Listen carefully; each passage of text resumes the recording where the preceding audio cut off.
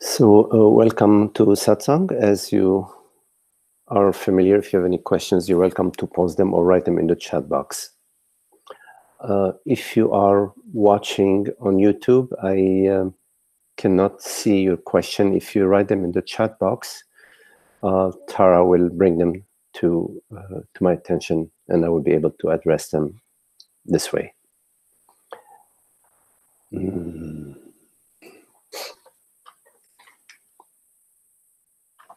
Okay.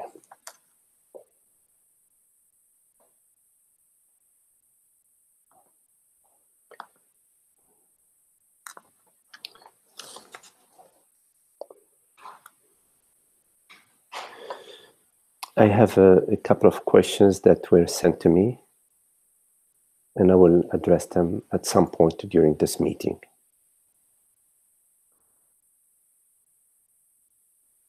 So I invite you to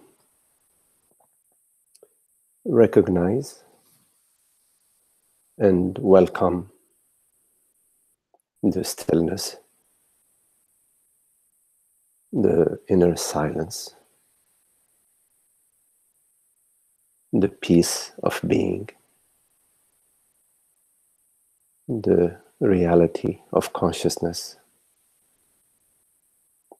the transparency of being awareness.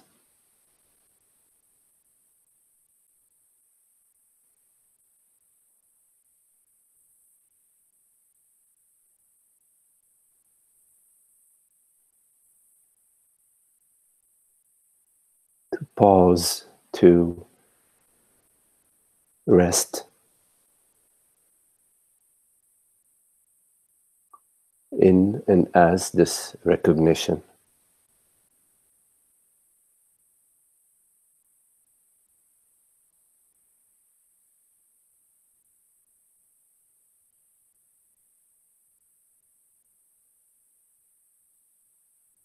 The movements of the mind are like dreams.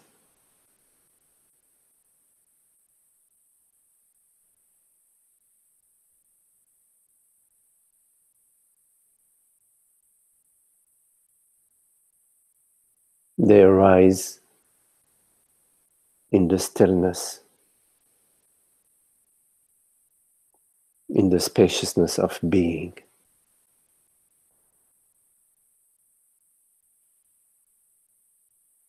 They arise out of the stillness. They are perceived by the stillness.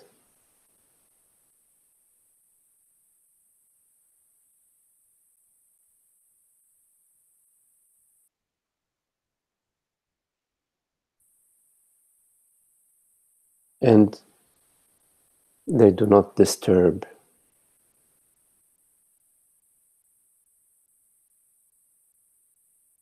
the stillness.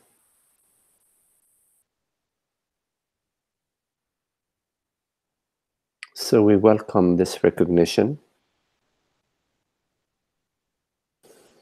We welcome that is unaffected by the impressions, the mind impressions, the impressions of coming and going, the impressions of past and future, which appear to us as images and thoughts and sensations.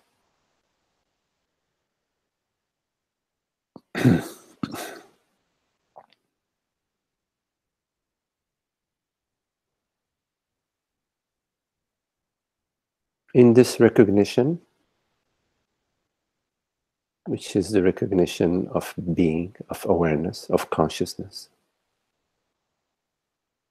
we remain as I am.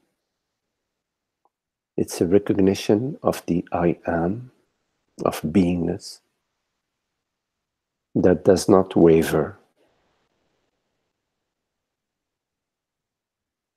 It's a vast spaciousness, limitless, borderless.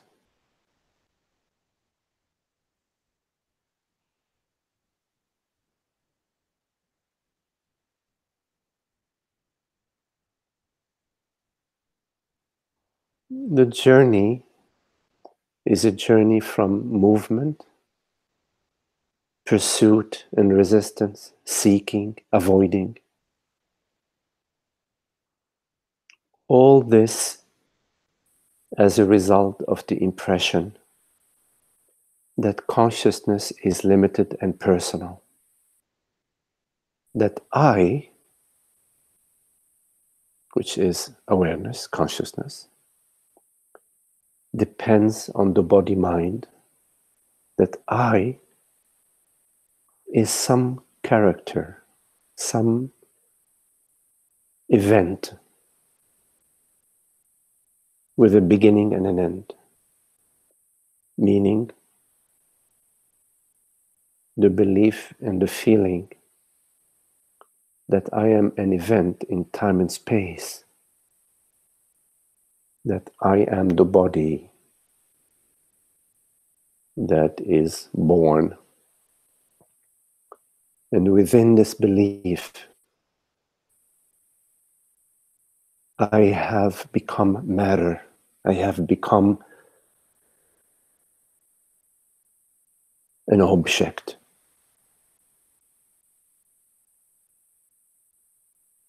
And as all objects, I am subject to conditions. I am subject to the various phenomenal events.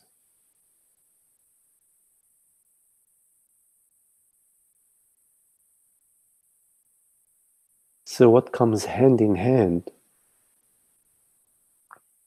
with objectifying consciousness is the sense of physicality and the sense of limitation and limitation upon our freedom, limitation upon our joy and happiness. And within this limitation, there is a yearning for the recognition of our true nature, which is limitless presence, limitless awareness, borderless consciousness.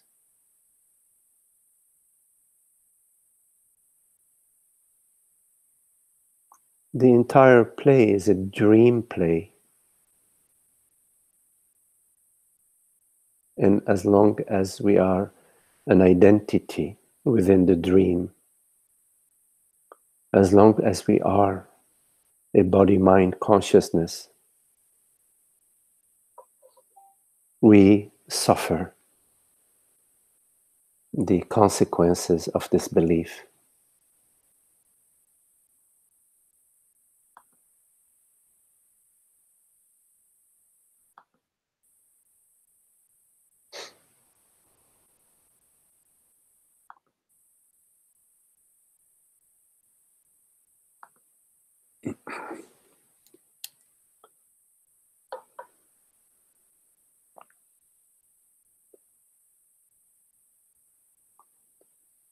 So the journey is a journey from being, believing and feeling and perceiving that I am a limited body-mind existing, surrounded by an external world,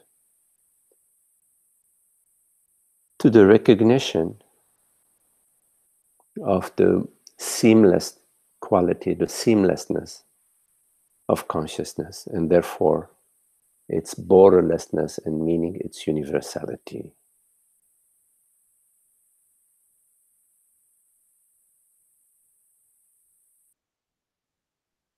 Everything you experience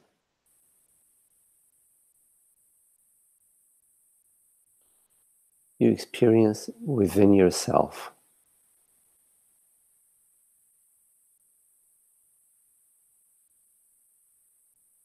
You do not experience something outside of yourself, because if it is outside of yourself, then it is separate from yourself. And being separate from yourself, there is no contact, no connection between yourself and what is separate from you. Everything that you experience is made out of experiencing. It is not made out of stone, it is not made out of water, it is not made out of matter, it's not made out of fire. Whatever you experience is made out of experiencing.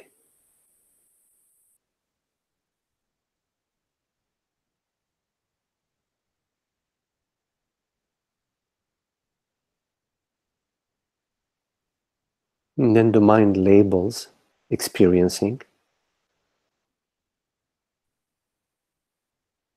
with various labels, names and forms that are mental labels, while all along your experience is made out of experiencing. When you perceive a tree, the tree is made out of experiencing. When you perceive a bodily sensation, the bodily sensation is made out of experiencing. And experiencing is intimate with the experiencer. Because without the experiencer, there is no experiencing. Without experiencing, there is no experiencer. They're one. So it's experiencer, experiencing, experienced as one. There are different words for the same thing. Like your hand, you can say, oh, this is my hand, this is that side and this side, but it's actually one thing, the hand.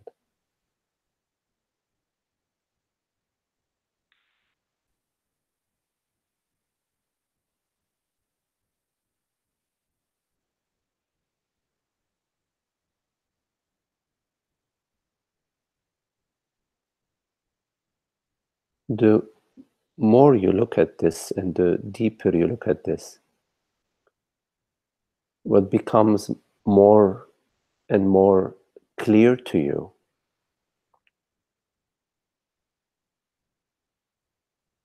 is that there is no separation in your experience.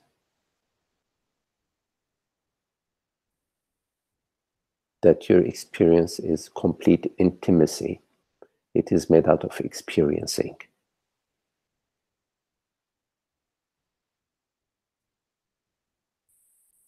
When you mistake yourself to be an image,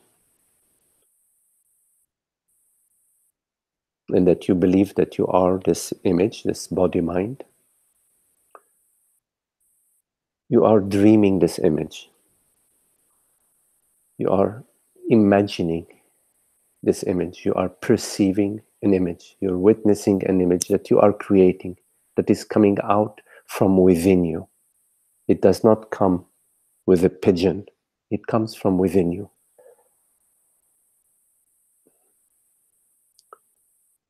So that image that you identify yourself with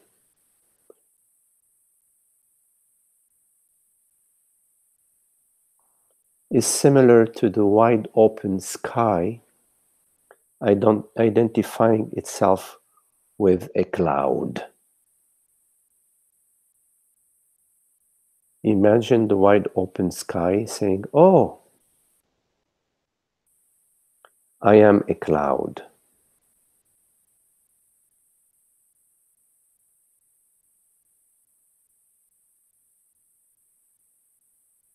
When you say, I am this person, some image or some bundle of images,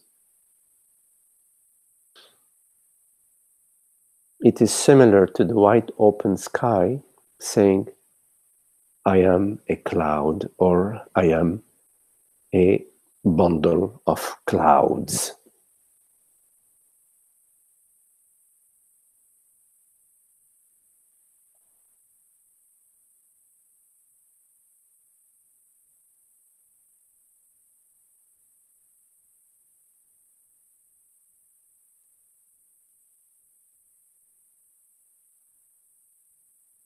There is nothing that is outside of you. The thought that says, yes, the tree is out there,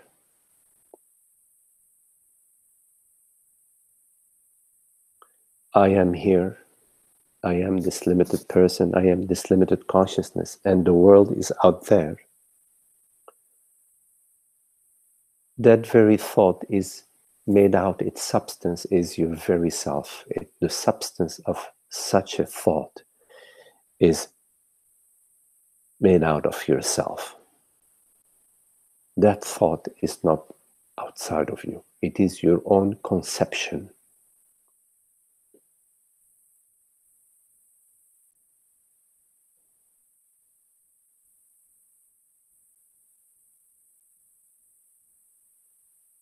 It is not the conception, that thought is not the conception of the image you believe that you are.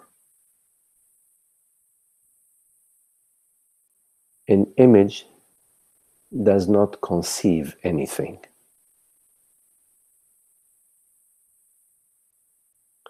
An image is conceived and perceived.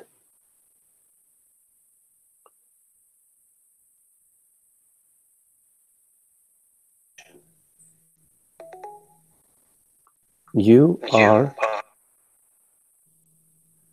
the conceiver of the image, but the image that you conceive does not conceive any image. The you that conceives the image and perceives it is consciousness.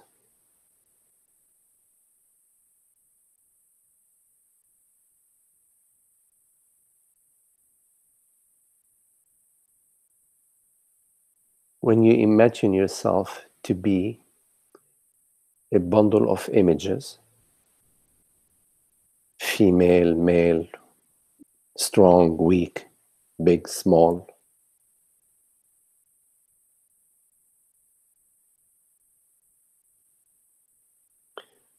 you are choosing at that moment to forget your true self. And you are choosing to be a bundle of images.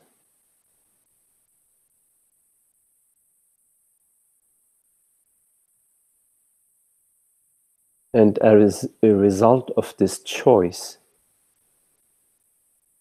you will feel like a personal self. You will feel the sense of limitation and isolation. You will experience the angst of limitation. You will experience the bubble of isolation.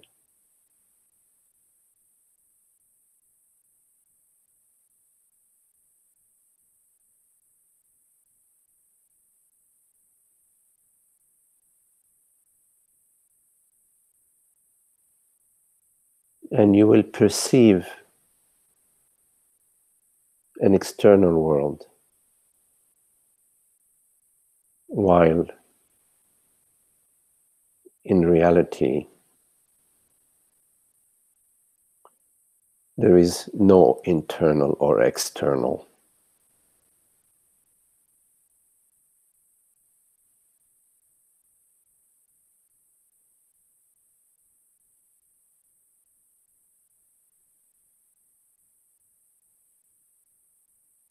They are one.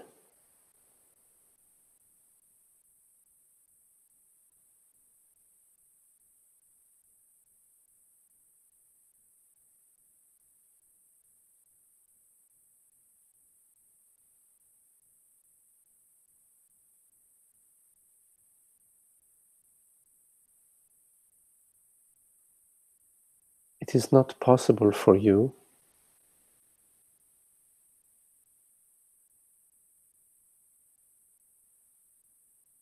while believing yourself to be somebody to awaken to your true nature.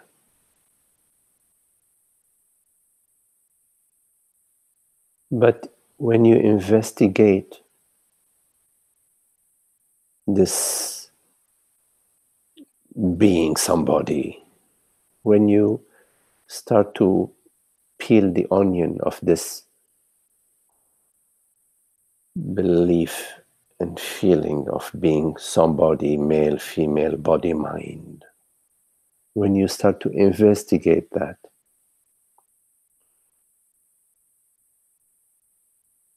then the light of wisdom starts to shine,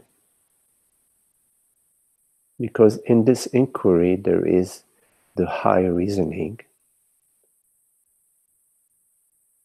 which is one of the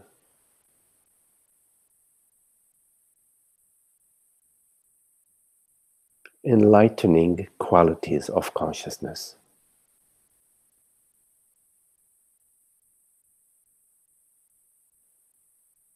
When you inquire into, am I that limited consciousness that I imagine, meaning that I witness or conceive or perceive, am I this limited body mind? Am I the thought that says that I am limited? Or am I the limitless awareness that perceives that thought, that perceives this image? Within that question, there is the enlightening wisdom, the high reasoning of consciousness that is activated within this question.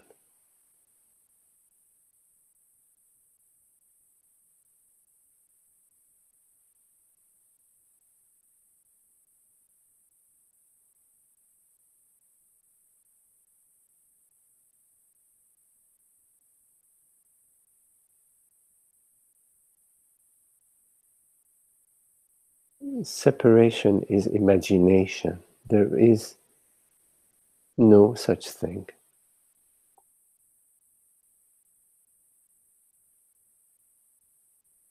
What you truly are is this light of being, shining, formless light of being, like the light of the sun.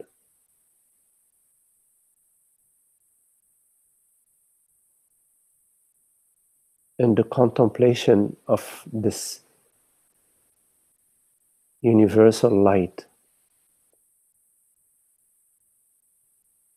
is its very shining.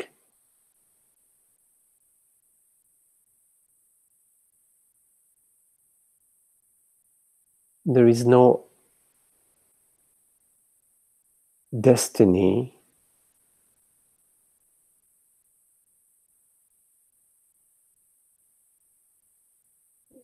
as you are already the destiny. There is no destination as you are already the destination.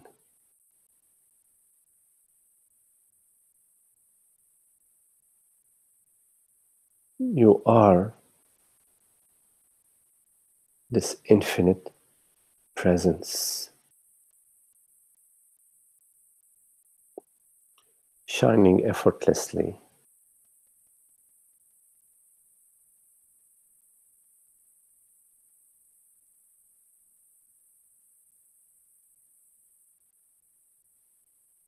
And this dream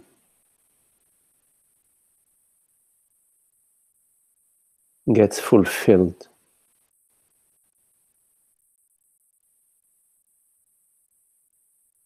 in your awakening to this universal mystery,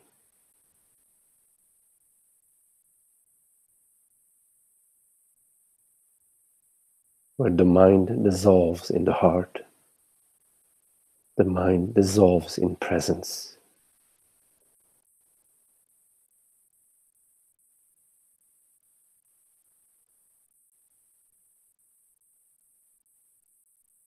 And you are this presence.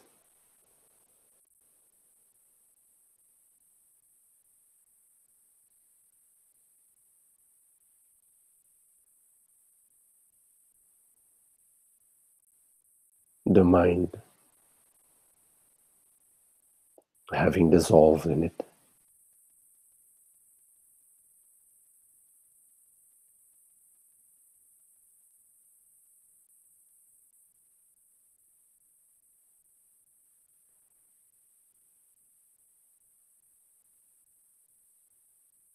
The belief in a limited consciousness arises to you as thought. Notice beyond the thought the reality that is not defined by any thought, that is undefined, absolute isness.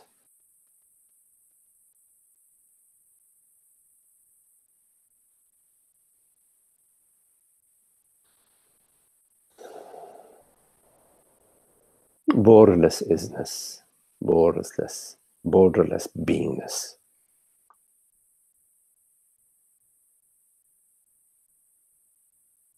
Aware,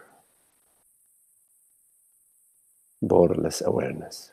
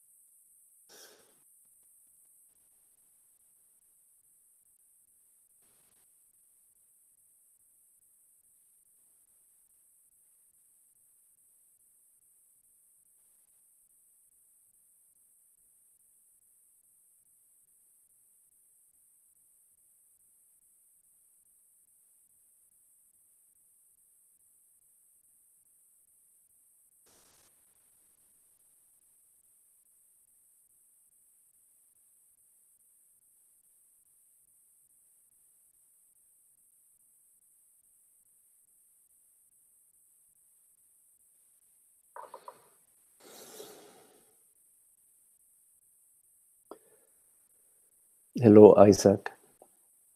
You write, hi, Magdi, what is the difference between mind and consciousness reasoning?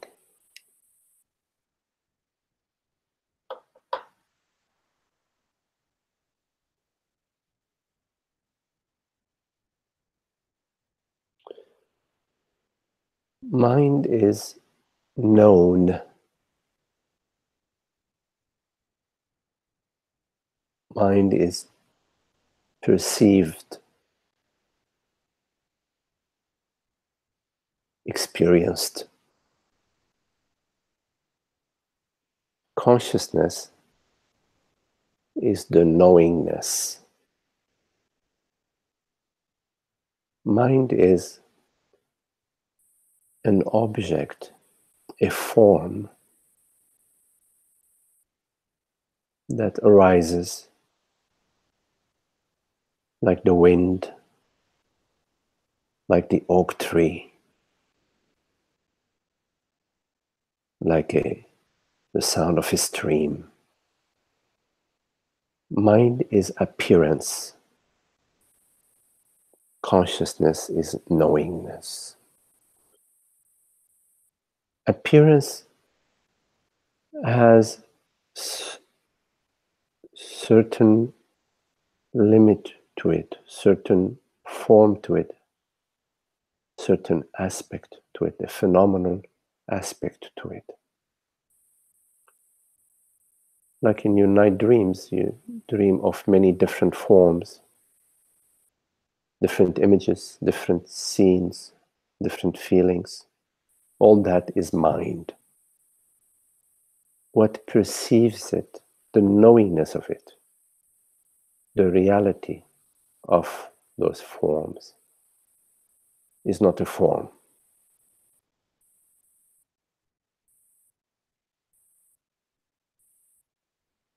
That is consciousness.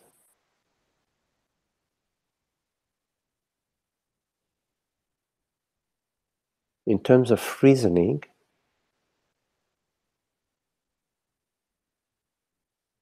is a quality of consciousness that enlightens the mind, shines the light onto the mind, bringing clarity, the clarity that reveals that the mind is a form, an impermanent form that arises and dissolves, and that the reality of this form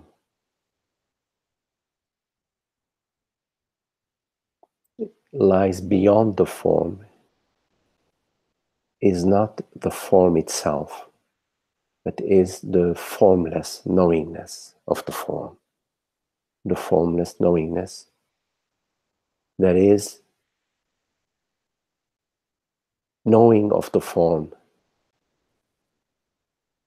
and self-knowing, meaning it knows itself as the knowingness, and it knows the form as the form, and is clear in its discrimination between what the form is and what I, consciousness, knowingness, am. When you mistake yourself to be the form,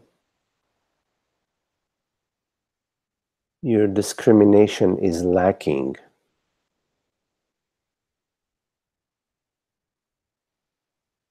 Because you have forgotten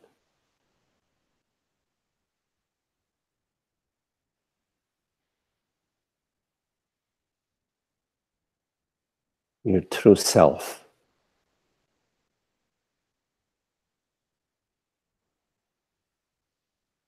And in forgetting your true self,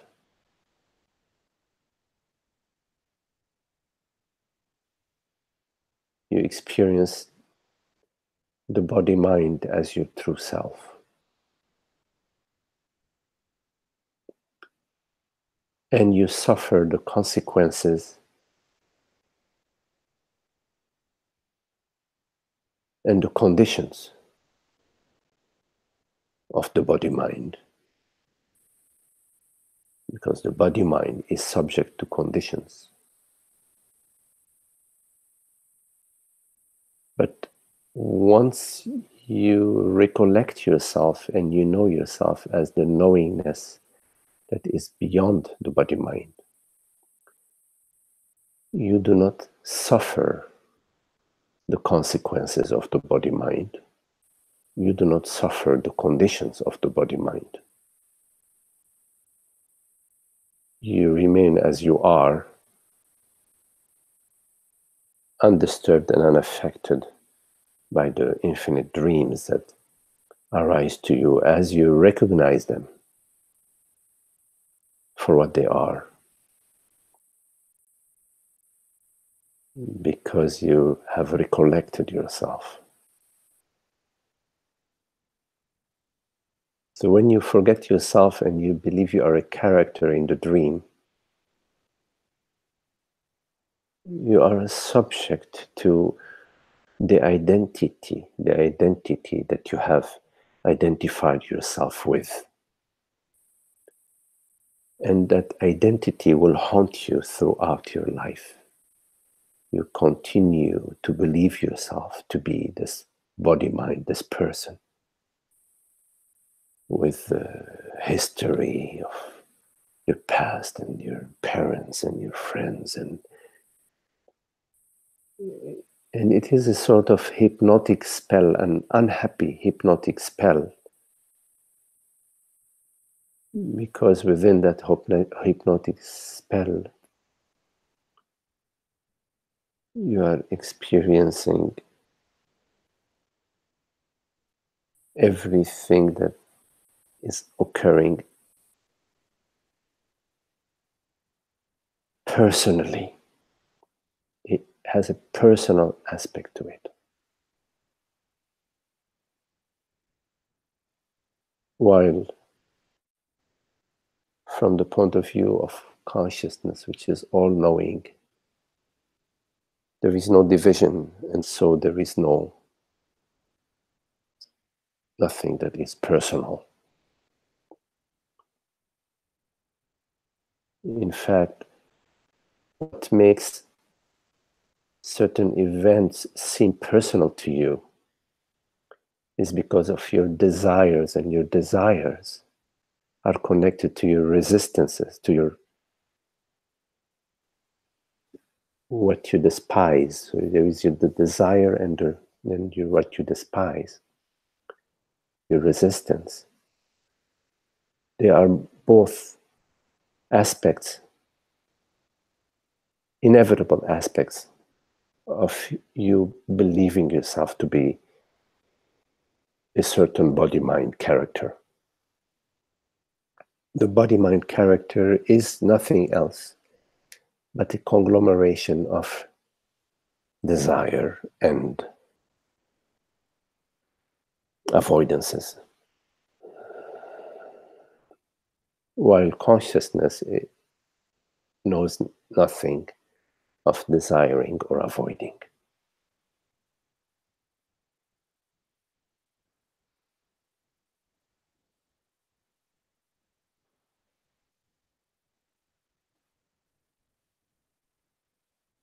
If you can perceive the mind as you perceive images on the screen, but being watchful not to mistake yourself to be a character, to be an image, to be one of the images or a bundle of images on the screen. Remain as the screen of awareness, the transparency of being.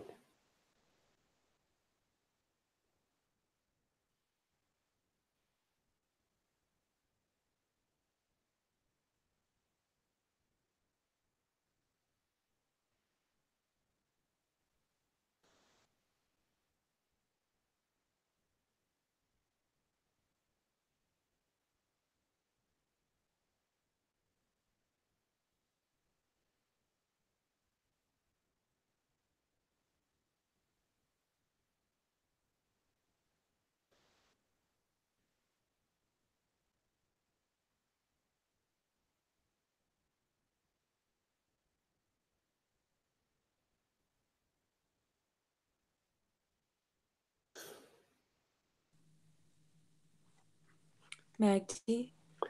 Here's a way. Hi. So, Okay, Isaac. are you finished with Isaac? Yes. Okay. I just wanted to share something that happened today. Well, I guess it's just slowly been happening, but it was like this noticing, or, when you were talking about the experiencing, experiencer, and the experienced are one, it was just this noticing that this I that I've imagined myself to be has absolutely no control. no, no. I mean, it was just like really fabulous. Just walking, it's just like, what am I going to do next? I have absolutely no clue. I think I know what's going to happen, but there was no I mean, that's just thinning out. Mhm. Yeah. And You then, know, yeah, an, go ahead, please. an image or a bundle of images or a bundle of feelings or memories have no control. Well, I mean, they're Yeah. perceived. The control has to be real. Otherwise, we're talking about some imaginary control. Oh, I feel like I'm controlled by angels. Oh, I'm feeling controlled by pink flying elephants. No, it has to be real. It has to be real. So, in your experience, an image, it arises as 2 seconds later, it's not there, or it's metamorphosed in something else. Mm. So, a thought or an image, which is what we call I, because I appears to me as images. For example, when you're walking and you say, I don't know where I'm going, that's a thought that's arising to you. Mm. There is a thought that you're perceiving that says, I don't know where I'm going. In fact, consciousness is never going anywhere. There isn't any Yeah. going or coming. But there is a thought that rises, says, oh, I don't know where I'm going next. I'm walking and I don't know where I'm going. But so I think you're putting words around an experience where the sense of me is sort of thinning out, and so you're Yeah. putting it, you're speaking it that way. You're speaking it like, I don't know where I was going, but I understand what you are saying. And Yes. yes, it is inevitable that in the contemplation, the sense of me and the belief in me and the images, they start to become like more like particles. Are just, Yeah. they're nothing. They're nothing. And so control has to be real. It has to be completely real. So in order to understand what is real control,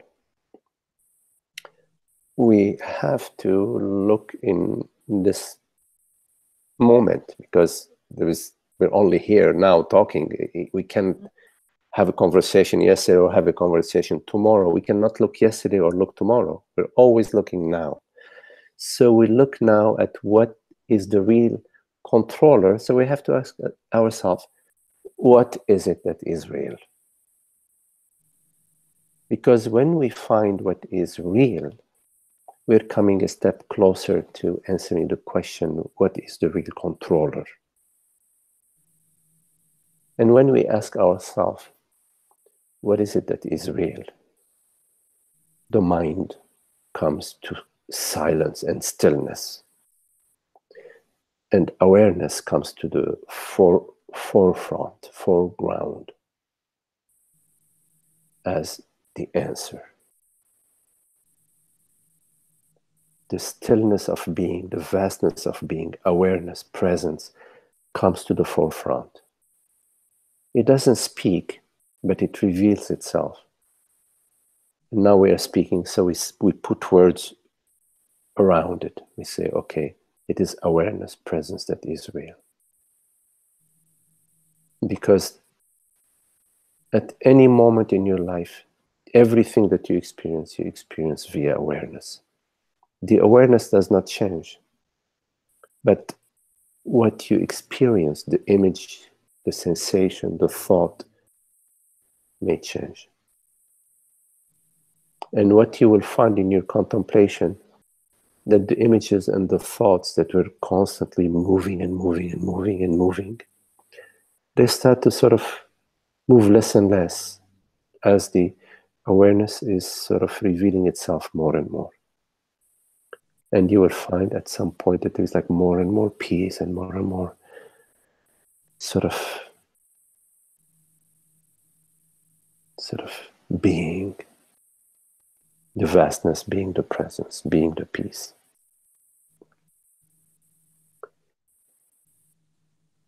Yeah, I'm noticing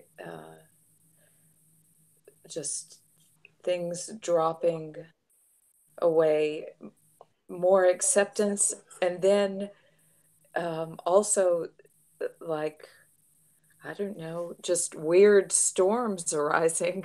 Just, but even that, I know it's just that's for me to contemplate, um, and come back to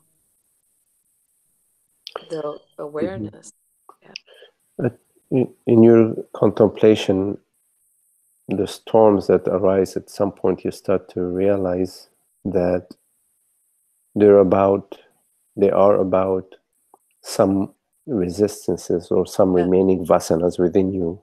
Yes, exactly. Yes. So now there's just more like, oh, okay, get still and look. Yes, it calls your attention to noticing where you are still identified as a person. And it also calls your attention to non-doing, to the stillness and the full experiencing of what is without any doing. Yes.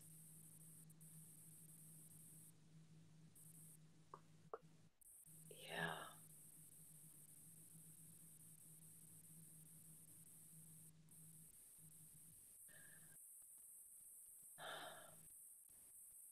Hmm. Okay, thank you. I was also going to mention I had difficulty getting on today. I don't know. I think Esther experienced a little bit of difficulty with that too. I don't know if anybody else did, but and maybe it was just my internet connection. Mm. But I'm glad to be Mm. connected. Thank you. Okay, sorry. Okay.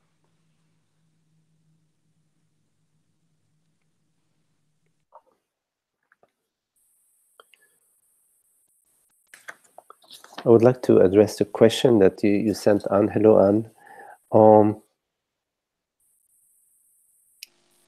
So, Anne, you write, Hi, Magdi. hello. You write, having times of wonderful peace and happiness. Beautiful, I'm glad. Yet I still have times of feeling hijacked by thought stories. Okay, meaning that there are at times I thoughts, me thoughts, me in the past, me in the future. This is what the thought stories. The thought stories are not a problem when there isn't a personal self, but usually the thought stories have a me, me as a person, me in time, past and future. And so you feel hijacked by thoughts and stories. Yes, that is normal because it takes time for the self, for our true nature to stabilize. There is, even when you if you go skiing, sometimes, I don't know, for people who have that experience of skiing, when you are finished skiing and you are 2-3 hours later, maybe even at home, you may get the feeling that you in your legs, or that you're skiing. you know what I mean? Like, Yes, yeah. something like that, or I've like never done it, but yeah. or if you've driven a lot, gone on a long journey, even when you stop, you feel like there's still. So there is a process like that, in the contemplation, especially that the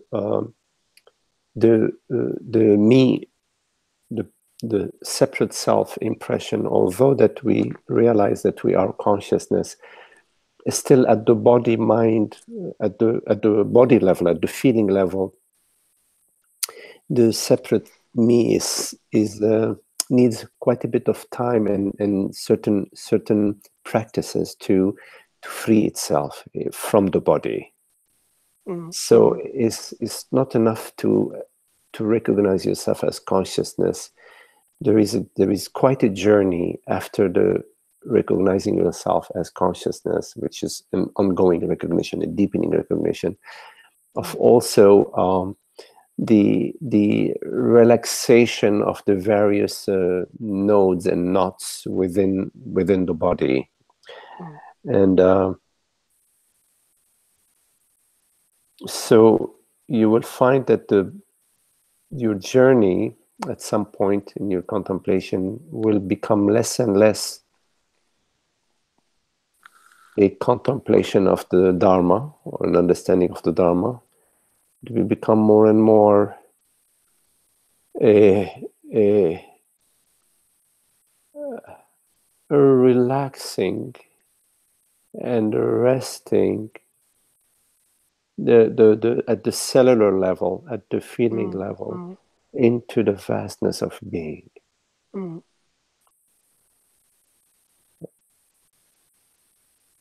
Yeah, I sort of experienced that.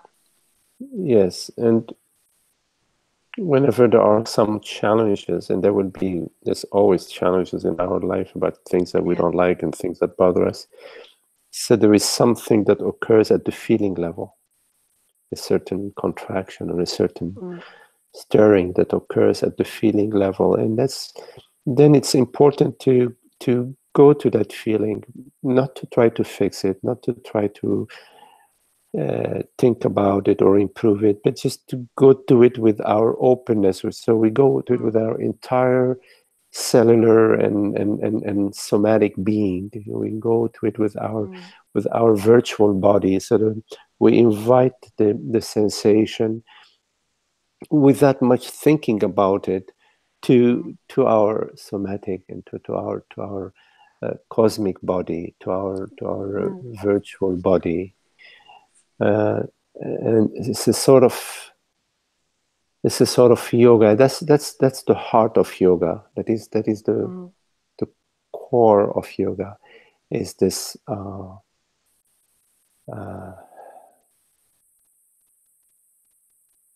this invitation and this recognition at the feeling level of the vastness and borderlessness of being. Yeah. So you invite the sensation to its complete freedom, to its complete expression in the vastness of your body, your cosmic body. I feel like in the morning, my favorite time, I just sit for probably a couple of hours. And because I have quite a lot of illnesses, I have IBS, which is a stomach problem. And it's very easy in the morning to just sort of expand, just very similar to what you're saying. Oh, nice, yes. And just invite that sort of pain into that space. Yes, beautiful. Yeah, and that's when I have those yes, lovely experiences as well. Right. So you recognize the expansion of your body in all directions. It's forward, backward, and all around. The expansion of your body. Yes. Yes, I find that easier than the mental things, or like the inquiry and question that I ask that has an impact on me is, what is the reality of my experience? Because it takes me into that feeling mode. Beautiful. But when I try and think about things, contemplation, as in asking loads of questions, I'm not very good at that. Loads of inquiries. Just pursue what works for you. What resonates for you is, it within yourself, because you are the self. So that whatever flows openly and lovingly, and it invites you to the expansion and to the peace and to the resting and to the freedom. You can definitely say yes to that, because that's within you. It does feel like a big yes. That's what it feels like. Yes, wonderful. It's just yes, like gratitude. Right. Yes, that's beautiful. Yes, it sounds very good. Yes. So you also write, it's as if something is still interested in them, almost like an addiction. Yeah, I mean, the body easily gets addicted. We get addicted to, sugar, to coffee, to smoking. Oh, I know. We I've get had a few. addicted to so many things, because Yeah. the senses have that that tendency to discriminate and find a channel towards. So yeah, it is a sort of addiction. But again, I think that you are finding your way around that. It's only afterwards that I'm aware I've been in thought, and that it's taken me in a spin. There is no such thing as afterwards and it's always now. So in other words, whenever you go, I was on a spin, at that moment it's a moment of awakening or a moment of presence. Don't measure, don't grade yourself or try to, don't be judgmental of yourself. Always appreciate whenever you come to a moment of wakefulness. That's, yes, I love it. Yes, so just be grateful for that. They're beautiful gifts. It's unlike something when I feel I'm fully aware, I'm witnessing thought. Yes, means when the I thought arises, and the me feeling arises, it's quite a different thing from being awareness, and that happens, that will arise, but it arises, and it may show you that to just continue contemplation. Contemplation has a love aspect to it, because it's a love for truth. So because of our love for truth, we don't go down the road of judgment, self-judgment, or judging others, or evaluation, progress reports, and all that. No. When there is love for truth, we are happy whenever we have this opportunity to recognize the reality of consciousness, and at the same time to contemplate its universality. That the I is aware presence, and it does not start anywhere or end anywhere. So it cannot be referred to as mine or yours or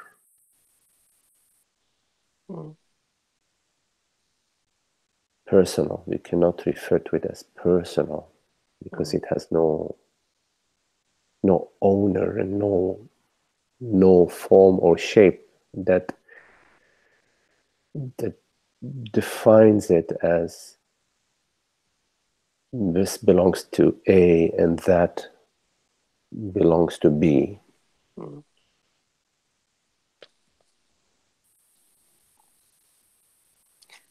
I think with the thought spins, I think that it's just a trap for me, a difficult one, because I'll go through periods where I don't really have a problem with it, and then now it's coming up, and I don't know if it's... Well, if a thought is spinning and you don't give a hoot about it spinning, why should it bother you? I do, that's the thing. That's Right? what I'm saying. I do give a hoot. So it's not a thought that is spinning, it's a belief. Yeah. Meaning Is it? it's a thought that says,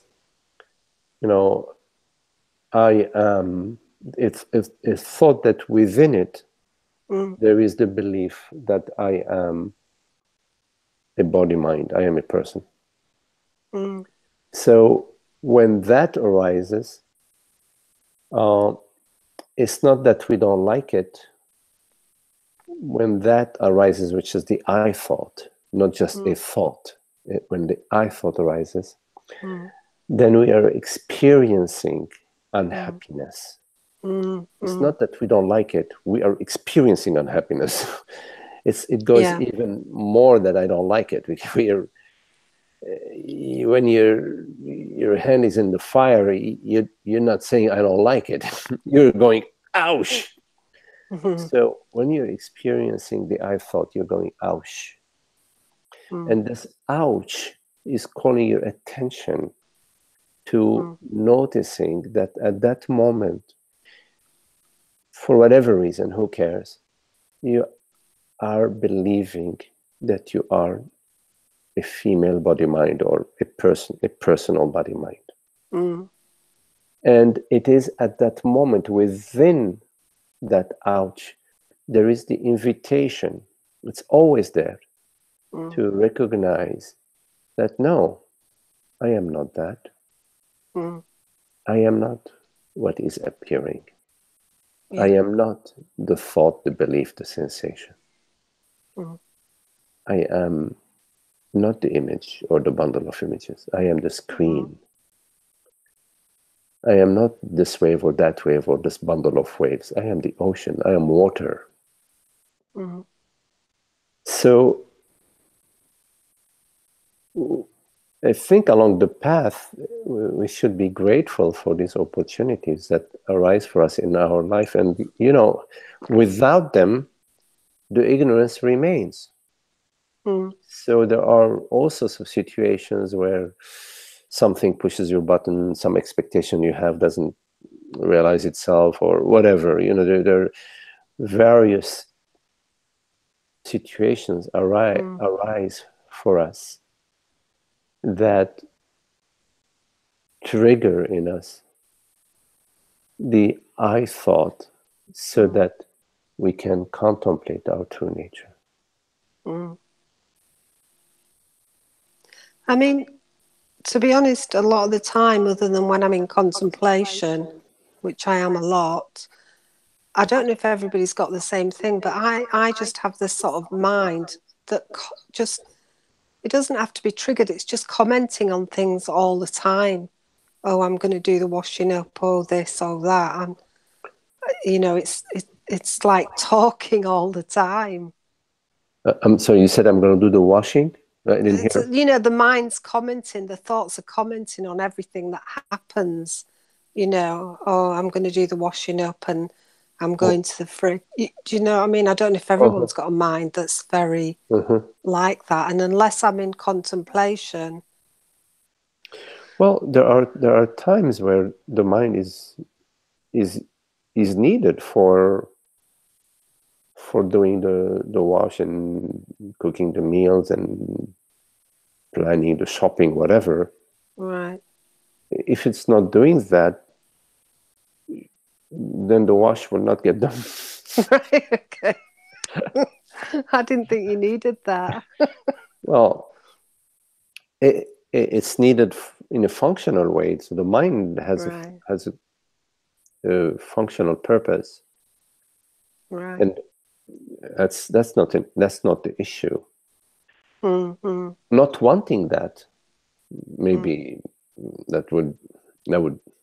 I wouldn't not want my mind to be functional, because now I have a good service from the mind, and now I'm imposing onto that wonderful service of the mind something that is not necessary. It's not unhappy to be thinking about doing the shopping or washing the laundry or whatever it is. It's not unhappy, it's functional. Yeah. You know, some activities, you know, we don't really love them, but we have to do them, you know. Yeah. And I have a tendency to just do, you know, what needs to be done. I just do it, you know. I don't think too much about it, you know. But if I'm really tired, then I say, oh, I'll do it later, you know.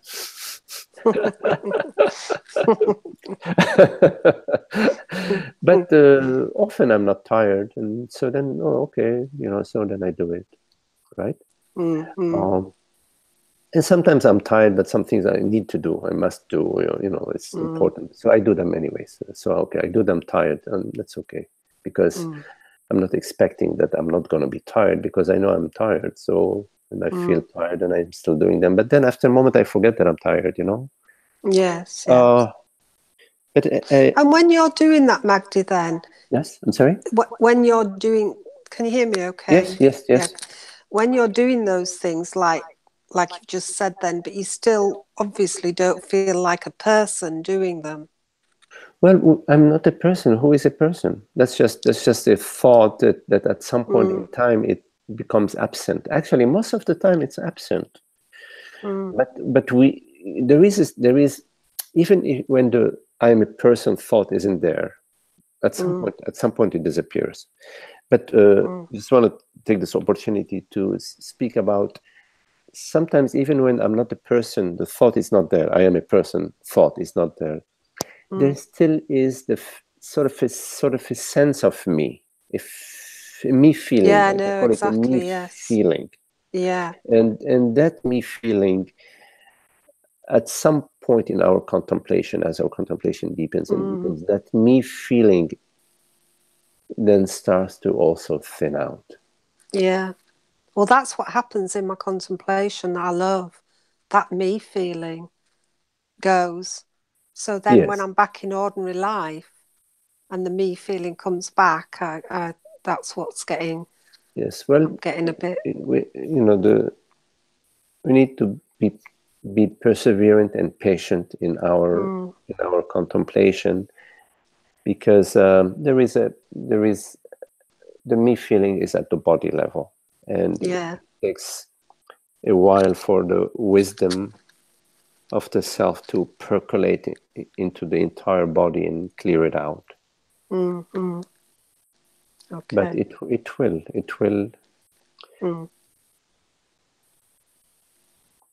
Good. So from the understanding, then it goes into the living. Yeah, that's great. Thank you. Fantastic. Okay. Lovely. Okay. Thank you. Welcome. So any questions?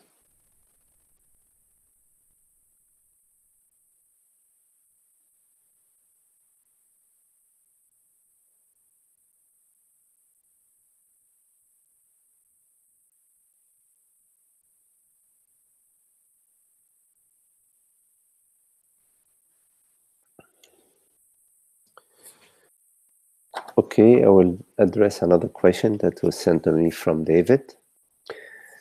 Dear Magdi, I understand that everything I perceive, see, hear, sense, and feel is fleeting. Okay, that's good. It is fleeting. You continue, my own body image life story is fleeting and dreamlike. Okay. How now to be totally established as Brahman, which I truly am? How to totally dissolve the remaining traces of dualistic habits?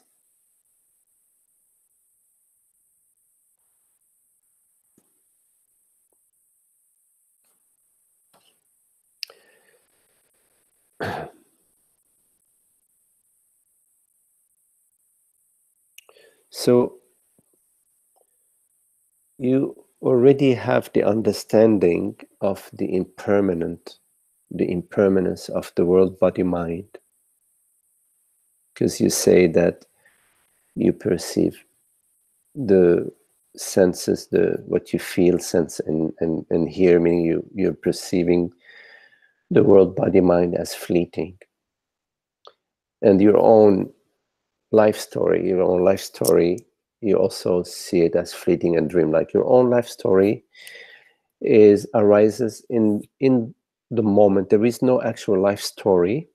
But whenever it arises for you as an image or a feeling.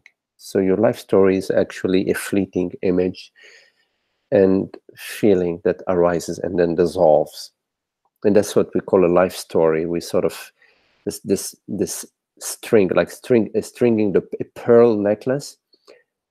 So every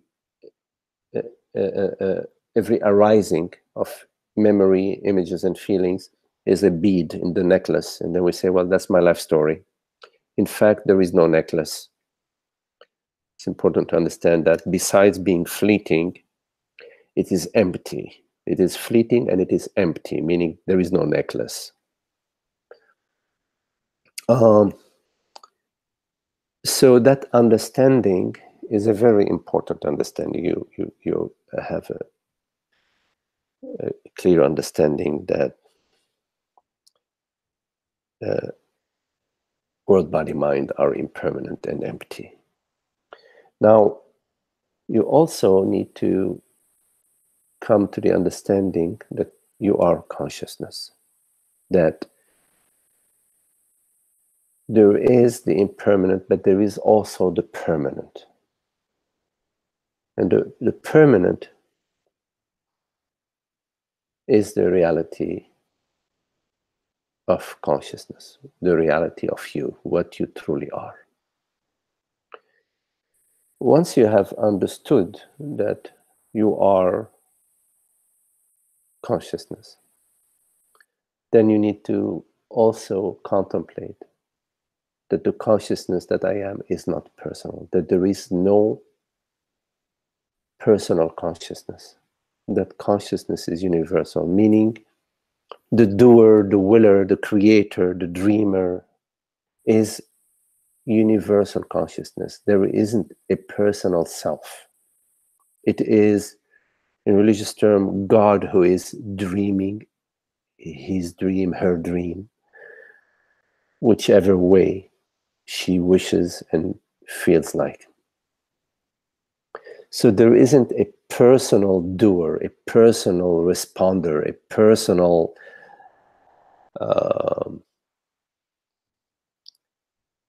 responsibility, a personal doing. So in the absence of a personal doer, your question, how to be totally established as Brahman,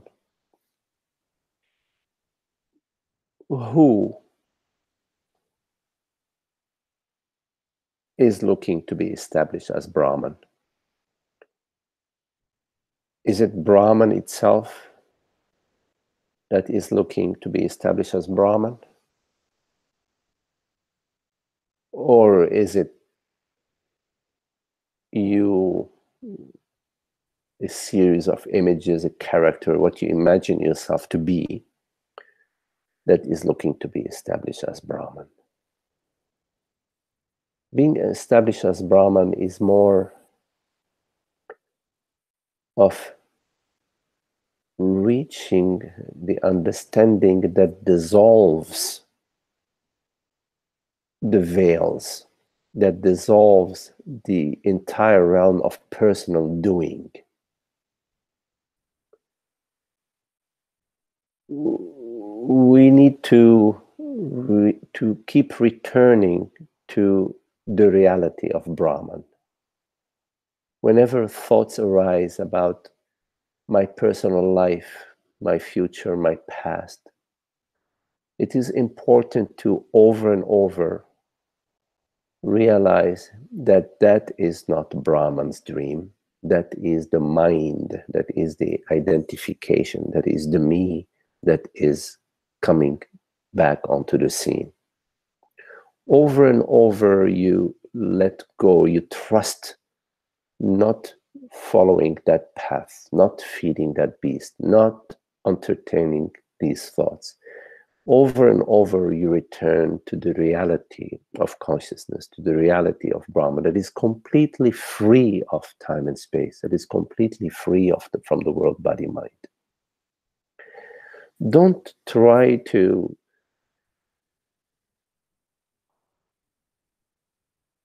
be both in the world, body, mind. Try to have a happy world, body, mind, and try to have a recognition of your true nature.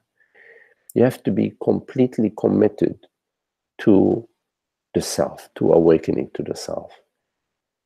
Let the world, body, mind be dreamt by the universal dreamer. Your task is to keep returning to the reality of consciousness, to Brahman that is. Brahman is isness, is beingness, is aware, awake beingness. You do not need to awaken to Brahman. You are Brahman. Just whenever you get pulled away, don't go too far away. Return. Now, what are you returning to? You're not returning to some image or some idea or some feeling. Return is just an expression that basically means do not go away. You already are that. You already are Brahman. But whenever you go away from Brahman, you experience non-Brahman. You experience the mind. You experience the world. You experience the feelings. You experience the thoughts. You experience the turmoil of this or that. Should it be this or that? To the right, to the left, up or down?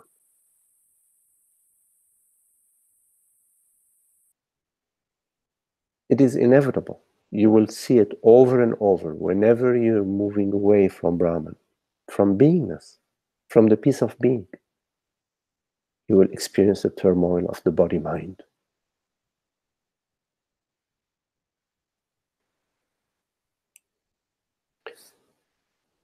How to totally dissolve remaining traces of dualistic habits? They will dissolve. You do not dissolve them.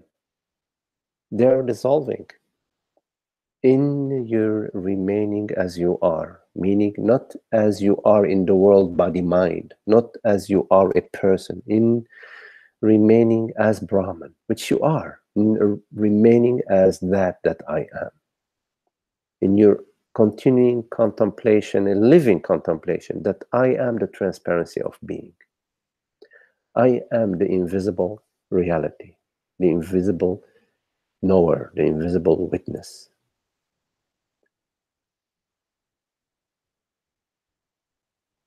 That is the dissolution process. And also, whenever you are moving away from Brahman and you experience it in your body, you will experience it in your body as negative feelings and negative contractions and sensations. Don't ignore them. Turn your attention to them, notice the unhappiness, and of course, don't pursue the unhappiness. Just relax in being. Do not judge yourself or others for the unhappiness. Simply invite the sensation, the feeling, to come to its fullness, to its wholeness, which is the wholeness of consciousness. So the mind dissolves in the heart. And like Ramana Maharshi said, the contemplation is the contemplation of the mind dissolving in the heart. The mind dissolving in the heart. Not the mind improving or getting a better mind or get a better life. No, the mind dissolving in the heart.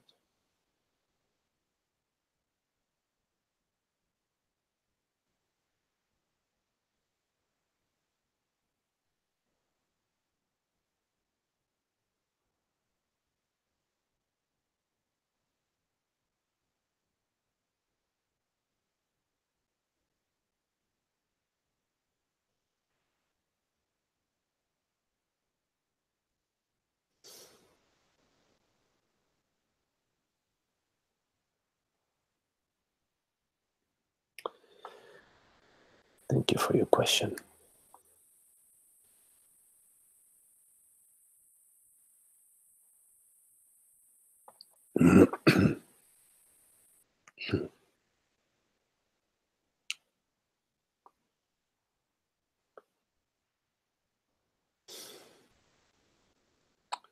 So, any question, anyone?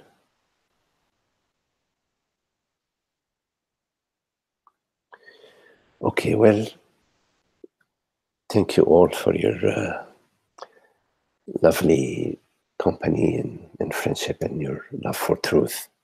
Very, very lovely to be with you. And Esther, Holly, Isaac, yes, and Maria, Paul, Zoe. Love you all.